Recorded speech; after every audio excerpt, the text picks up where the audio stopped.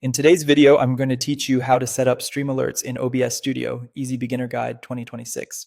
First, head to your preferred alert provider. This could be Streamlabs, Stream Elements, or the alert section in your Twitch creator dashboard. Log in so you can access your alert settings and connect them to your stream. Every platform looks a little different, but they all do the same thing. They generate alerts when someone follows, subscribes, sends bits, or raids your channel. Once you're in, look for the area labeled Alert Box or simply Alerts.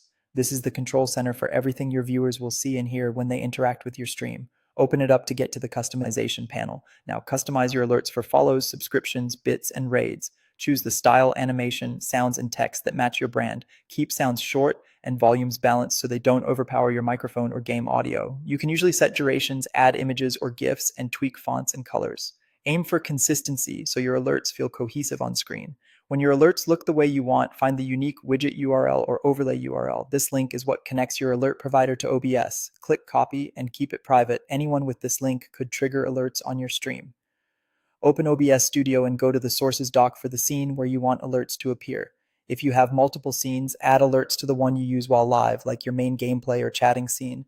Click the plus icon and choose Browser. This source lets OBS display the web-based alert overlay from your provider. Give the source a clear name like Alerts, then paste the URL you copied into the URL field. That tells OBS exactly where to pull your alerts from. Set the size so it matches your canvas. For a 1080p canvas, use 1920 by 1080. For 720p, use 1280 by 720. Matching sizes helps your alerts appear crisp and in the right place. Click OK to add it. Back in the preview, you'll see a red bounding box for the browser source. Resize and drag it to where you want alerts to show. Top center, bottom left, wherever fits your layout. Consider leaving some safe space from screen edges so text never gets cut off. Finally, return to your alert provider and use the test buttons for follows, subs, bits, and raids.